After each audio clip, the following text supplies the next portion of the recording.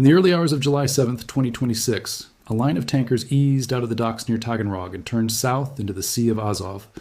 There was nothing glamorous about these ships. They were old, unglamorous workhorse vessels, the kind that get bought secondhand, reflagged under a jurisdiction nobody can quite place, and insured through arrangements nobody looks at too closely.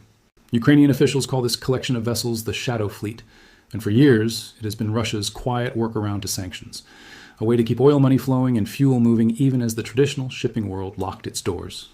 That night, 8 of these tankers, each hauling something like 7,000 tons of cargo, were pointed toward Kerch, the strait that feeds fuel into occupied Crimea. This wasn't cargo bound for a refinery overseas. This was fuel meant to keep tanks running, generators humming, and aircraft fueled on occupied ground. What the crews on board didn't know, or maybe suspected but hoped wouldn't matter that particular night, was that Ukraine had been watching convoys like theirs for months. This wasn't a spontaneous ambush. Ukraine's unmanned systems forces had spent the back half of 2025 and the first half of 2026 building an entire campaign around exactly this kind of shipping, treating these tankers not as neutral commercial traffic, but as a military supply line wearing civilian paperwork. The same forces had already sent long-range strike drones deep into Russian territory to hit refineries, sometimes traveling well over 1,000 miles to do it. What happened over the Sea of Azov that week was the maritime half of that same idea, aimed at making sure fuel never reached Crimea's coast in the first place. So when a formation of drones lifted off that night and began skimming low and fast across the water toward the convoy, it wasn't improvisation. It was the next night in a campaign that had been building for a long time, one designed to make the Sea of Azov feel unsafe for anything flying Russian colors. It didn't take long for Russia's coastal defenses to notice something was coming.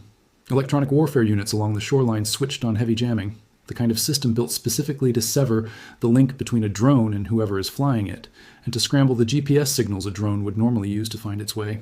On paper, this should have ended the raid before it began. Break the connection, and the drone either flies blind or turns back.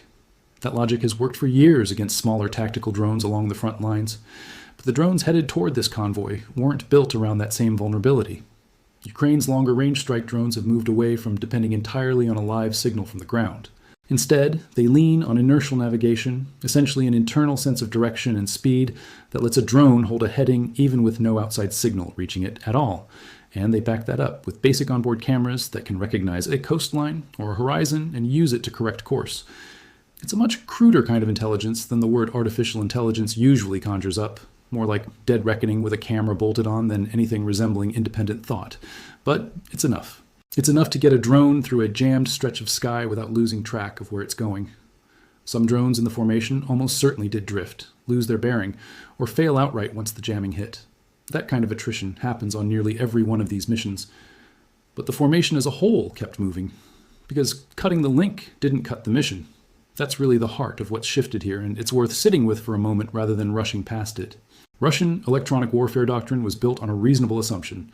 Sever the connection between a drone and its operator, and the drone stops being dangerous. That assumption held for a long time, and in plenty of contexts, it still holds today. It just doesn't hold anymore against a system that was designed from the outset to fly its final approach without needing anyone on the other end of a signal at all. Once the drones had pushed through the jamming, they ran straight into Russia's heavier air defenses, guarding the approach to Kerch. The S-400 is a serious piece of equipment, a long-range system capable of tracking dozens of targets simultaneously and shooting most of them down under normal conditions. Russia has positioned batteries around the strait, specifically to guard this crossing point into Crimea, and when the first battery picked up a large formation heading its way, the response was to call in reinforcements, bringing a second battery online to create overlapping coverage from 2 different angles. In isolation, that's a sound decision. 2 batteries firing from different directions should, in theory, make it nearly impossible for a swarm to slip through untouched. In practice, though, layered defense has its own weakness, and it appears to be exactly what Ukrainian drone operators exploited. When 2 independent radar systems are covering the same stretch of sky from different angles, especially over open water at night, where wave motion and reflected signals already make small, low-flying objects hard to separate from background noise, there's a seam where each system's picture starts to interfere with the others. Radar operators call this clutter, and open water after dark is full of it. A drone skimming just above the waves, shifting altitude and heading unpredictably, can look almost identical to a stray reflection off the sea's surface. Stack 2 separate battery pictures over that same patch of ocean, and both crews can end up hesitating, each uncertain whether they're looking at a real target, background noise, or possibly even a missile fired by the other battery. That hesitation, more than any raw gap in coverage, appears to be exactly what the surviving drones were flown into. By pushing low fast and directly into the seam between the two radar zones, the drones turned Russia's reinforcement decision into a blind spot instead of a strength. It's a useful reminder that piling on more radar and more missiles doesn't automatically buy more certainty. Sometimes it buys more confusion instead. Even after slipping past that outer umbrella, the drones still had Russia's short-range coastal defenses waiting for them, the Pantsir systems positioned specifically to catch whatever leaks through the first layer.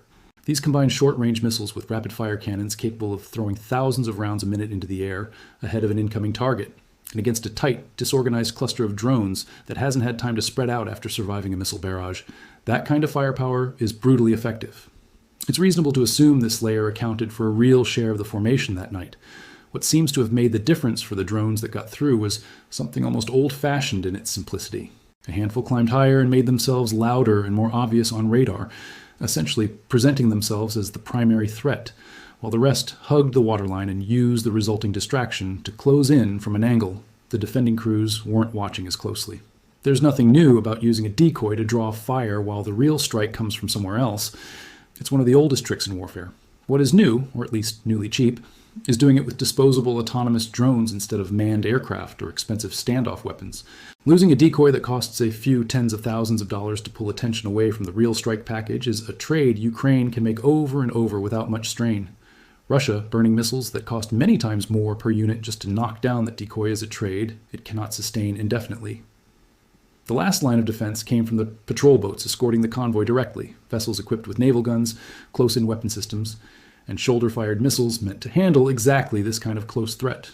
Those crews did what they were trained to do, putting up a wall of gunfire that knocked down a real number of the remaining drones as they closed in.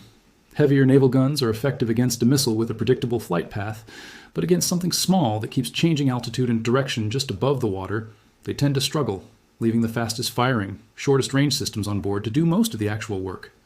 Against this final layer, the same pattern seems to have played out again.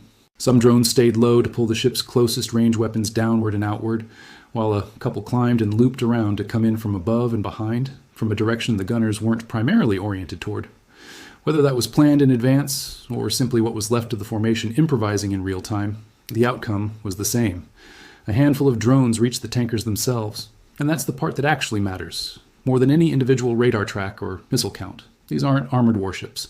They're aging commercial tankers loaded with thousands of tons of fuel, functioning as military logistics vessels in everything but their paperwork.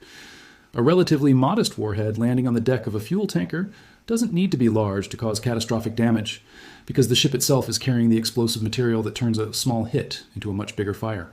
That's essentially what independent reporting out of Ukraine and international outlets described in the aftermath. Tankers burning, several described as severely damaged, with Ukrainian officials naming specific vessels and noting that many were already under international sanctions before they were ever struck. It's worth being honest here about where confirmed fact ends and informed reconstruction begins. What multiple outlets did report consistently was that Ukraine's unmanned systems forces struck 8 Shadow Fleet tankers in the Sea of Azov on the night spanning July 6th into July 7th, 2026, along with a cargo ship and a ferry, and that the vessels involved were roughly 7,000 tons dead weight, around 140 meters long, built sometime between 2006 and 2012. Ukraine's drone forces commander described the tankers as badly damaged and burning. Russian officials, for their part, characterized the strikes as an act of terrorism against commercial shipping, while Kiev's position has been that vessels actively supplying a war effort, regardless of the flag painted on their hull, stop being ordinary civilian traffic and become legitimate military targets. Ukraine even formalized that argument in a letter to the International Maritime Organization, raising the question of whether ships functioning as part of a sanctioned military supply chain can still claim the protections normally afforded to civilian shipping. The finer details, the exact number of missiles fired by each battery, the precise altitude changes, individual radar readings, simply haven't been independently verified by outside journalists and shouldn't be treated as settled fact. What can be said with real confidence is that the sequence of defenses in place around the Kerch approach, electronic jamming, long-range missiles, short-range air defense, and close-in ship weapons is exactly the layered setup Russia has built there for years, and that despite all of it, drones got through and tankers burned. The tactical account of how that happened is a reasonable and technically grounded reconstruction based on known equipment and known drone doctrine. It is a reconstruction, though, not a transcript of what actually occurred minute by minute. What isn't in dispute is that this wasn't a single isolated night. It was the opening act of a sustained multi-day campaign. The following day brought reports of 9 more Shadow Fleet tankers hit in the same waters. By the third day, the running total had climbed past 20 vessels struck within 72 hours, including sanctioned tankers, a cargo ship, and a ferry operating out of occupied Kerch. Ukraine's drone forces commander, speaking through his usual channel, described it bluntly as a shooting gallery, framing the whole campaign as an effort to make the Sea of Azov unsafe for anything flying Russian colors while supplying Crimea. Russian regional officials confirmed at least part of this independently, with the governor of Rostov region acknowledging tanker damage in Taganrog Bay from overnight drone attacks, lending outside credibility to the broad shape of Ukraine's claims, even where the specific figures can't be verified line by line. Alongside the naval campaign, Ukraine kept up parallel strikes on Crimea's power grid and fuel infrastructure, hitting substations, fuel depots, and logistics sites, with officials tallying dozens of energy facilities targeted over the same stretch of days. These two efforts reinforce each other in an almost obvious way. It doesn't matter how much fuel Russia manages to sail into Kerch if the depots waiting to receive it keep getting hit, and it doesn't matter how resilient those depots are if the tankers meant to fill them are burning offshore before they ever arrive. Reports out of Crimea in the days that followed described fuel rationing and disruption to civilian fuel sales on the peninsula, with even Russian officials publicly discussing subsidies and export restrictions to manage the shortfall, which suggests the pressure from this campaign extended well beyond the ships themselves. Zoomed out a bit further, this fits into a much bigger pattern that has been building for well over a year. Ukraine's strikes on Russian oil infrastructure, refineries, depots, and now Shadow Fleet shipping have escalated sharply since the start of 2025, with strikes on refineries alone reportedly increasing more than tenfold year over year, according to industry trackers. This isn't really a story about one dramatic raid. It's a story about a sustained effort to make every link in the chain that moves fuel toward the front and toward occupied territory more expensive, more dangerous, and less reliable, one strike at a time. There's a broader point buried in here that's worth pulling out explicitly, because it says something about where this kind of warfare is heading well beyond this one stretch of coastline. For decades, naval and coastal defense doctrine assumed that stacking expensive, sophisticated systems, radar networks, long-range missile batteries, close-in weapon systems, would reliably protect valuable assets from anything smaller and cheaper trying to get through. That assumption isn't dead, but it's clearly under real strain. A drone that costs a small fraction of the missile fired to intercept it doesn't need to succeed every time to matter. It only needs to succeed often enough, and often enough appears to be a bar that's being cleared here night after night in the Sea of Azov. There's a psychological dimension to this too, one that Ukraine's messaging around these strikes leans into on purpose. Every tanker that burns doesn't just remove 7,000 tons of fuel from circulation for a single trip. It sends a message to every other tanker captain, every insurer, every shipping broker quietly involved in moving sanctioned Russian oil, that this particular route isn't safe anymore. Ships can be rerouted, insurance can be pulled, crews can refuse the assignment, and none of that requires Ukraine to sink the entire Shadow Fleet. It only requires Ukraine to keep proving, convincingly and repeatedly, that it can reach these ships whenever it decides to. None of this means Russia's defenses failed outright or that these raids come cheap for Ukraine. Layered air defense, even with real gaps, still shoots down a meaningful share of any attacking formation. And the pattern across these reports strongly suggests genuine Ukrainian losses on every single mission. Russia has also kept adjusting its posture in response, reportedly relocating some naval assets further from the coast to reduce their exposure, which is itself a form of success for Ukraine's campaign even without a single additional strike, because it means Russia is now spending resources and accepting operational costs specifically to avoid this threat. It's worth staying clear-eyed about the human and legal dimension here too, rather than treating this purely as a technical puzzle.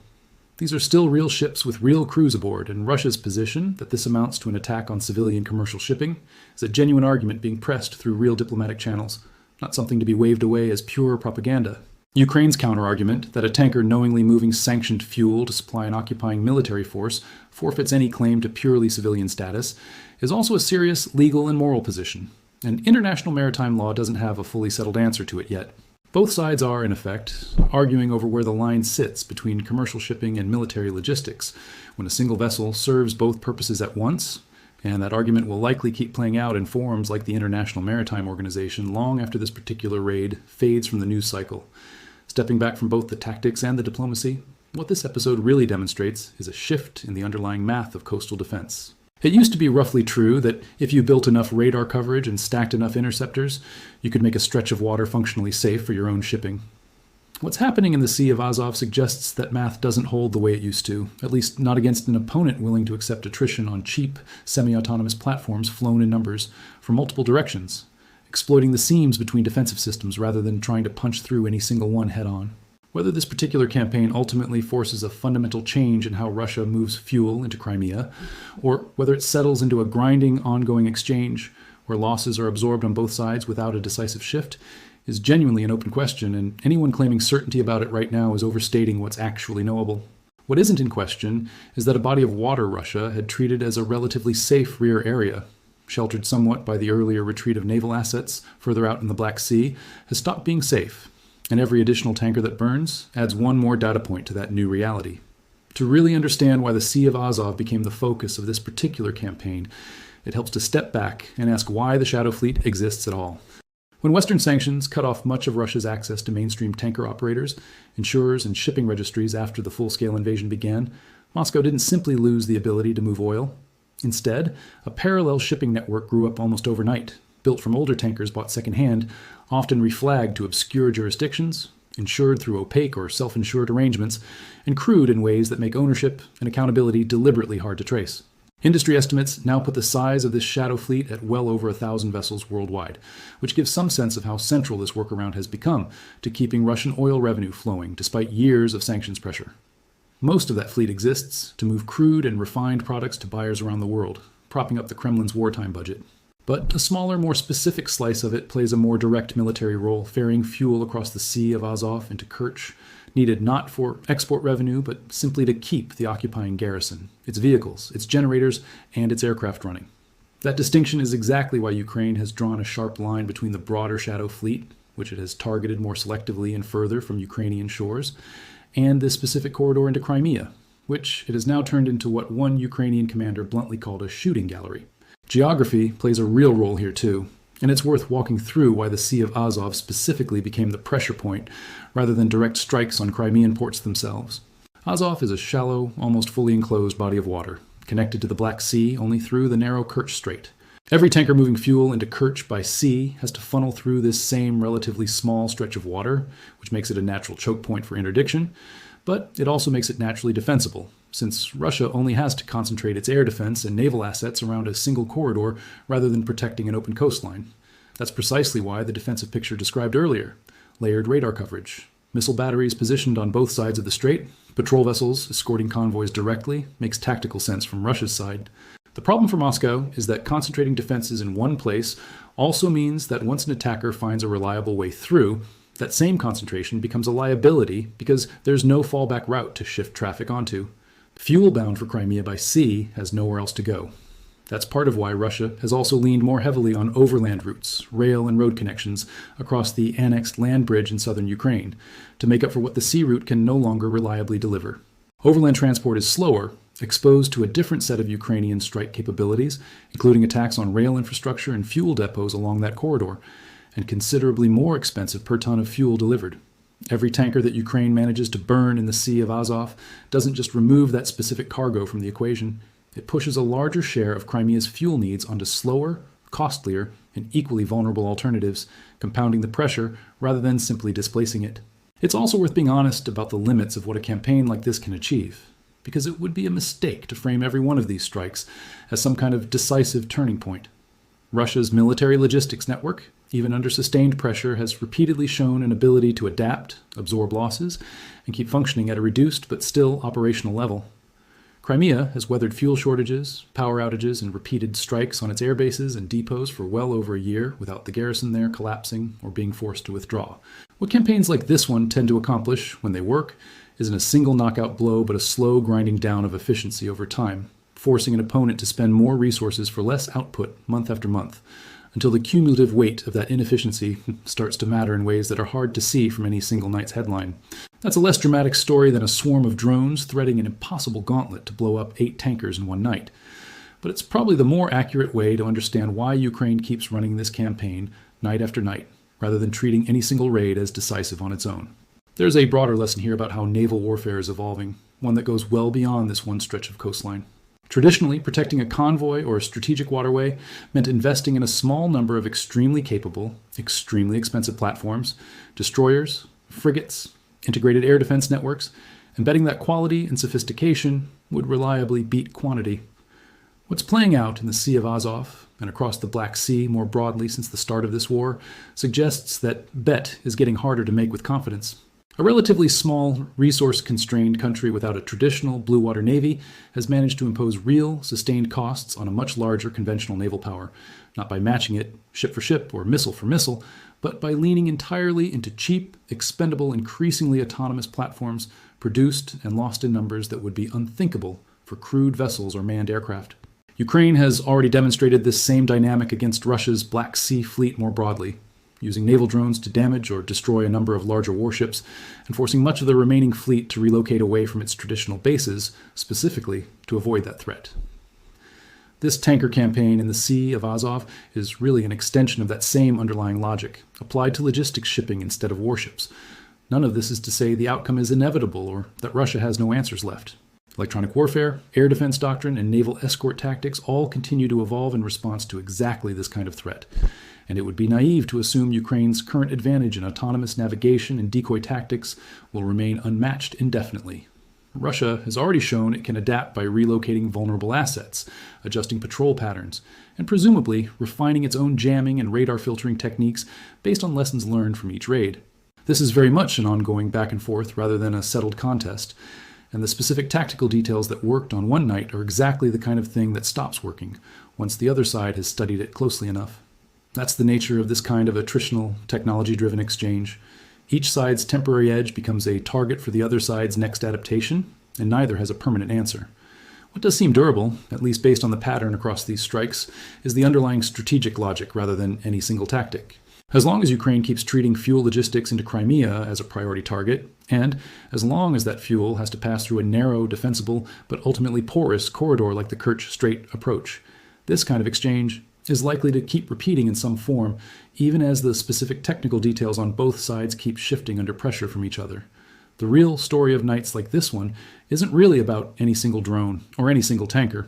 It's about a slow grinding contest over who can out-adapt the other faster, fought out largely below the level of major headlines, one convoy, one jamming system, one interception attempt at a time. There's one more piece worth adding before wrapping up, and it has less to do with drones and radar than with money.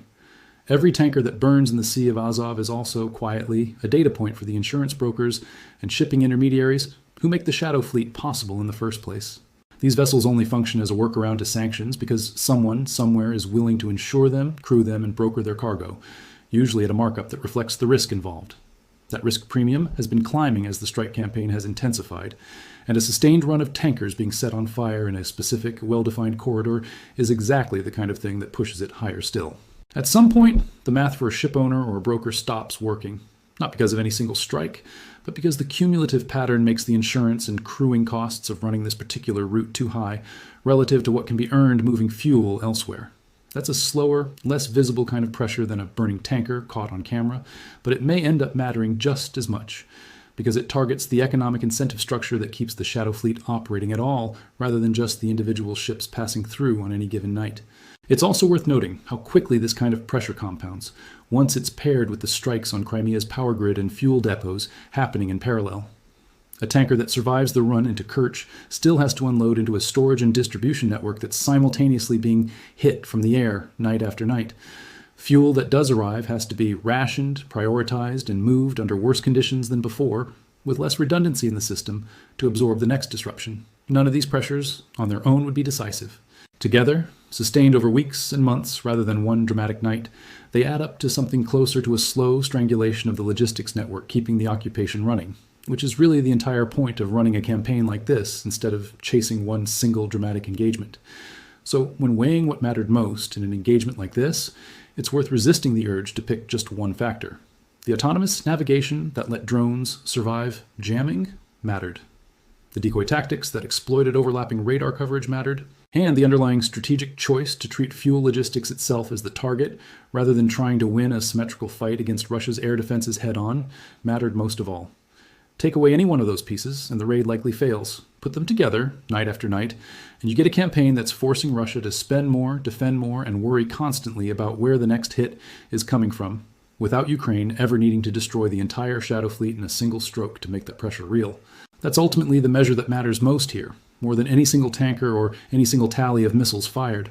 Ukraine doesn't need to sink every ship in Russia's shadow fleet to change the strategic picture in the Sea of Azov. It only needs to keep proving, convincingly and repeatedly, that this specific route into Crimea carries real risk every single time a convoy attempts it, and that every layer of defense Russia builds around the crossing can eventually be found and exploited. Once that message lands, with insurers, with ship owners, with the Russian military planners who have to keep fuel flowing regardless of the cost, the campaign has already achieved most of what it set out to do, whether the headline number from any particular night turns out to be 8 tankers or 18.